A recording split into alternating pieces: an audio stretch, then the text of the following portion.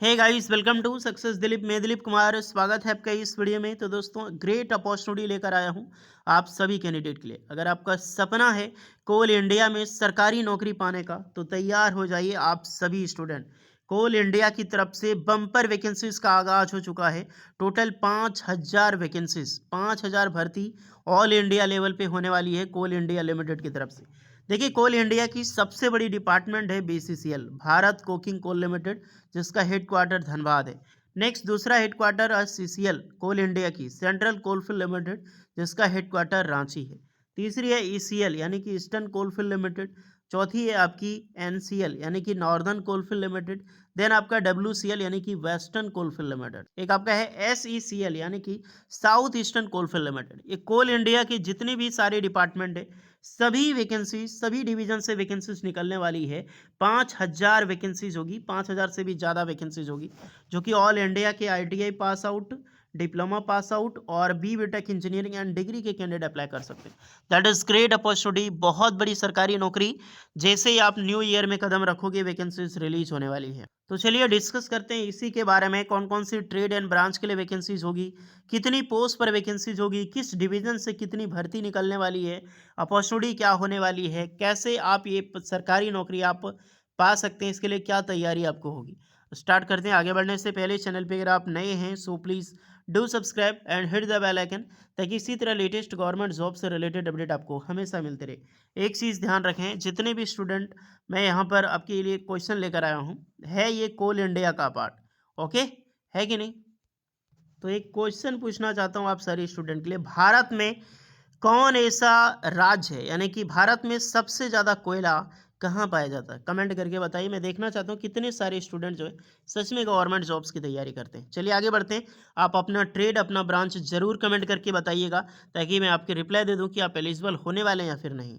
So guys, ये है आपका ऑफिशियल आर्टिकल। यहाँ पर कुछ ही दिन पहले, यानी कि 17 दिसंबर 2024 को एक मीटिंग हुई है। जितने भी कोल इंडिया के डीजीएम है, एसडीएम हो गए, सीएमडी एंड डीजीएम हो गए, जितने भी डिपार्टमेंट है बीसीसीएल सीसीएल के, जो कोलकाता में इनकी हेडक्वार्टर है, कोल इंडिया का हेडक्वार्टर कोलकाता है, इतना ध्यान रखना। तो वहीं पर मीटिंग हुई है और इन्होंने डिस्कस लिया है, इसको लेकर हम बात करने वाले हैं। वैकेंसीज के बारे में देख सकते हैं। कोल इंडिया में 5013 स्टेचुटरी पोस्ट जो है वो रिक्त है। नियुक्तियों का निर्देश, अब इसके बारे में पूरी डिटेल हम पढ़ने वाले हैं। Standing committee on safety in coal minings की बैठक में शामिल अफसर, ये सारे ऑफिसर्स हैं जिसके बारे में बताई गई है। वरीय संवाददाता रांची। कोल इंडिया की अनुषंगी इकाइयों में 5013 स्टेचुटरी पद जो हैं वो रिक्त हैं, यानी कि टोटली जो पोस्ट है जो कि माइनिंग से रिलेटेड है, स्टेचुटरी पद है वो रिक्त है, यानी कि पोस्ट खाली है। कोयला मंत्री की अध्यक्षता में, यानी टोटली कोयला मंत्री जो विभाग है, उन्हीं के द्वारा अध्यक्षता में मंगलवार को दिल्ली में हुई standing committee on safety in coal mines की 39वीं बैठक में यह जानकारी दी गई है। तो अप्रॉक्सीमेटली पहले सीएमडी वगैरह की कोलकाता में मीटिंग हुई थी, इसके बारे में डिस्कस किया था। अब इसमें से दिल्ली में मीटिंग हुई है, जो कि 49वीं बैठक में जानकारी दी गई है। कोयला मंत्री ने रिक्त पदों को जल्द भरने का निर्देश कोल कंपनियों को दिया है। बैठक 2 वर्षों बाद हुई है। बैठक में कोयला सचिव, एडिशनल कोल सचिव, कोल इंडिया चेयरमैन, सीएल जो कहते हैं सीआईएसएल की सभी अनुषंगी इकाइयों, यानी जितने भी अनुषंगी यानी कि जो यूनिट है सीआईएल की, कोल इंडिया लिमिटेड की, उनके सीएमडी, यानी कि आप क्या समझे किसके किसके सीएमडी, बीसीसीएल, सीएसीएल, ईसीएल, आईएससीसीएल, जितने भी यूनिट है सारे यूनिट के सीएमडी एंड डीजीएमएस डीजीएमएस जो निजी कोल कंपनियों के अधिकारी के साथ साथ यूनियन से बीएमएस के एल रेड्डी व नारायण राव सराटकर, सीटू से मानस मुखर्जी एंड एचएएमएस जो सिद्धार्थ गौतम है, एटक से ये सब मौजूद थे। यानी कि जितने बड़े बड़े सीएमडी हैं, ऑफिसर्स हैं जो पोस्ट 1 पे हैं, यहाँ तक कि कोयला मंत्री भी शामिल थे, सारे के बीच में मीटिंग हुई। और किसके लिए हुई? सिर्फ रिक्त पोस्ट को फिलअप करने के रिगार्डिंग, यानी जो पोस्ट खाली है उसको जल्द से जल्द भरा जाए। अब चलिए डिस्कस करते हैं कि कितने पोस्ट खाली है किस किस डिपार्टमेंट में। ये सारी चीज़ें ध्यान से देखिएगा गाइस, जितने भी सारे स्टूडेंट हैं, क्योंकि बहुत बड़ा इंपॉर्टेंट अपडेट है।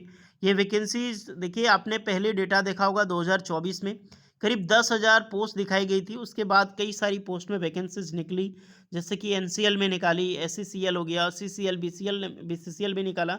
लेकिन जितनी भी सारी पोस्टें निकाली गई थी वो माइनिंग मैट की, माइनिंग सरदार की एंड वेरियस पोस्ट पर ड्राइवर लेवल की थी। तो उसमें कुछ पोस्ट भरे गए और कुछ पोस्ट जो होता है ना वो जीडी जो आपका डायरेक्ट प्रमोशन लेवल पे फिल होता है। और ये जितनी भी पोस्ट है वो पोस्ट आपकी ओपन मार्केट में निकलने वाली है, स्टेचुरी पोस्ट है। कोयला कंपनियों में रिक्तियों की स्थिति, अब इसको हम डिस्कस करते हैं।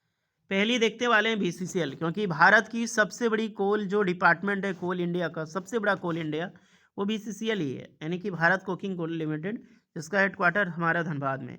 वैकेंसी किसकी होगी यहाँ पर देख सकते हैं, ये एमएस है, ये एस है, ये सर्वेयर है, ये आपका ओवरमैन है।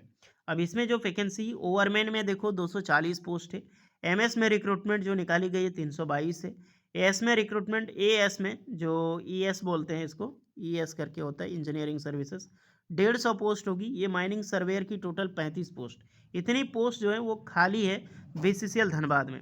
नेक्स्ट है सीसीएल, सेंट्रल कोलफील्ड लिमिटेड, ओवरमैन की 49 पोस्ट खाली है, एमएस में 119 है, ईएस में आपका 96 है, और यहाँ पर सर्वेयर में 28 पोस्ट जो है वो खाली है। देखो ईसीएल देखो 287 पोस्ट ओवरमैन की, 312 है एमएस की, 471 है ईएस की, और 41 पोस्ट है सर्वेयर की। अगर यहाँ पर नोटिस किया जाए तो सबसे बड़ी पोस्ट जो खाली है ना, ईसीएल यानी कि ईस्टर्न कोलफील्ड लिमिटेड जो है कोलकाता हेडक्वार्टर वाला, इसमें सबसे ज़्यादा वैकेंसी जो है वो खाली है, क्योंकि दुर्गापुर हो गया, आसनसोल हो गया, निंगा सब प्रोजेक्ट में बहुत बड़ी पोस्टें खाली है, केवल उसमें कोल माइनिंग। चलिए बीसीसीएल में तो आदमी काम करता है, अभी भी आपको एम्प्लॉयज़ मिल जाएगी, बट ईसीएल में आपको मिलेगी नहीं, सारी कॉन्ट्रैक्ट पे काम करते हैं, तो वहाँ पर पोस्ट ज़्यादा खाली है। फिर आपका डब्ल्यूसीएल यानी कि वेस्टर्न कोलफील्ड लिमिटेड, ओवरमैन की टोटल देखो तो डब्ल्यूसीएल में 117 पोस्ट खाली है, एमएस में 226 है, ईएस में 248 है, सर्वेयर की 28 है। नेक्स्ट है आपका एससीसीएल यानी कि south eastern coalfield limited, 287 post है ओवरमैन की, 473 पोस्ट निकाली गई है एमएस में, एंड 225 पोस्ट है ईएस की। उसके बाद देखो तो टोटल 3 पोस्ट निकाली गई है यहाँ पर सर्वेयर की। तो इतनी पोस्ट खाली है एससीसीएल में, एक बम्पर वैकेंसी होगी एससीसीएल में यार। उसके बाद है एनसीएल में northern coalfield limited, northern coalfield limited देखो 296 पोस्ट है ओवरमैन की, 182 है एमएस की, और ईएस में कोई पोस्ट नहीं है, बट सर्वेयर में 49 पोस्ट पर वैकेंसीज निकाली गई है। यहाँ पर देख सकते हैं एनसीएल में वैकेंसी निकलती रहती है, ईएसी इंजीनियरिंग के लिए वैकेंसी निकाली गई थी, इसी के लिए इसमें पोस्ट खाली नहीं है। एनसीएल नॉर्दर्न कोलफील्ड लिमिटेड के लिए 2024 में कोई वैकेंसी नहीं आई, लेकिन 2025 में बम्पर वैकेंसीज आने वाली है। एनसीएल अलग वैकेंसी निकालता है। उसके बाद है एमसीएल मतलब महानदी कोलफील्ड लिमिटेड, ओवरमैन की 242 पोस्ट खाली है, एमएस में 364 पोस्ट खाली है, ईएस में भी 232 है, सर्वेयर में 6 पोस्ट है। तो एमसीएल में भी बम्पर वैकेंसीज निकलने वाली है। सभी पोस्टें मिला के 5013 पोस्ट जो है वो अभी कोल इंडिया की ऑलमोस्ट सारे यूनिट में खाली पोस्ट है। तो इतनी वैकेंसीज आपकी निकलने वाली है, जो कि एक बहुत बड़ी भर्ती होगी, जिसमें आईटीआई के कैंडिडेट एलिजिबल होंगे, डिप्लोमा के कैंडिडेट एलिजिबल होंगे, एंड डिग्री बीटेक इंजीनियरिंग में अप्लाई करेंगे, कुछ डॉक्टर लेवल की पोस्ट होगी, कई सारी वैकेंसीज में यहाँ पर सीए की डिग्री होगी, ग्रेजुएशन नॉर्मल ग्रेजुएशन के भी। जिस वैकेंसीज का सालों से इंतजार कर रहे हैं जिस पोस्ट निकलने का, फाइनली वो 2025 में वो सपना साकार होने वाला है। तो तैयारी स्टार्ट कर दो, चाहे आप आईटीआई हो, डिप्लोमा हो या फिर बीटेक, क्योंकि सबके लिए वैकेंसीज होगी। और ऑलमोस्ट सारे कैंडिडेट का एक सपना होता है यार कोल इंडिया में जॉब करने का। सबसे बड़ा चीज़ है कि कोल इंडिया में पैसा बहुत है, बहुत अच्छी खासी सैलरी मिलती है, और एक पीएसयू ऑर्गेनाइजेशन से महारत्ना कंपनी में है। तो महारत्ना कंपनी में आपको पता है ना कि आप मान लो कि एग्जांपल के लिए आप जो टेलीफोन यानी मोबाइल से आप बात भी कहीं करोगे ना, तो उसका नेट का रिचार्ज हो गया, ये टोटली पैसा गवर्नमेंट देती है, टोटली ए टू जेड। अगर आप मेडिसिन भी लाते हो 10 रुपये का, तो उसका भी पैसा सरकार देती है। तो एक बहुत बड़ा बेनिफिट होता है कोल माइनिंग। अगर आपके नज़दीक में कोई जॉब कर रहा है कोल इंडिया में, बीसीसीएल, ईसीएल में, सीसीएल, एनसीएल कहीं पर भी, तो उनको पता होगा कि कोल इंडिया में कितनी सैलरी मिलती है और क्या क्या बेनिफिट मिलते हैं। तो दैट इज़ अमेजिंग अपॉर्चुनिटी। बहुत जल्दी वैकेंसीज रिलीज होने वाली है, क्योंकि डायरेक्टली कोल इंडिया के जो कोल मंत्री हैं, कोयला मंत्री हैं, उनके द्वारा ये जो इनिशिएटिव है उठाया गया, मीटिंग रखी गई है। तो समझ लो कि बहुत जल्दी रिक्रूटमेंट आपकी निकलने वाली है, और रिक्रूटमेंट 2024 में नहीं 2025 में निकलेगी। मैं भी देखते हैं 2025 में कब तक आती है। और अगर आप बोलो तो मैं बीसीसीएल यानी कि Bharat cooking coal limited Dhanbad में आरटीआई लगा के अगर पूछता हूँ कि वैकेंसीज कब तक निकलने वाली है। ओके, बाकी बात कोई डाउट है, कोई मन में इशू है, कमेंट कर सकते हैं। ये आर्टिकल प्रभात खबर झारखंड का देख लेना, रांची का खोल लेना प्रभात खबर, या फिर किसी भी सिटी का, तो ये मिल जाएगी आपको नोटिफिकेशन। 18 दिसंबर का पेपर में आप चेक करना। ओके, बाकी बात कोई इशू है, कोई डाउट है तो कमेंट करके बात कर सकते हैं। वीडियो इस पर लगी हो so please like share and subscribe करें। मिलते हैं नेक्स्ट वीडियो में, तब तक के लिए जय हिंद।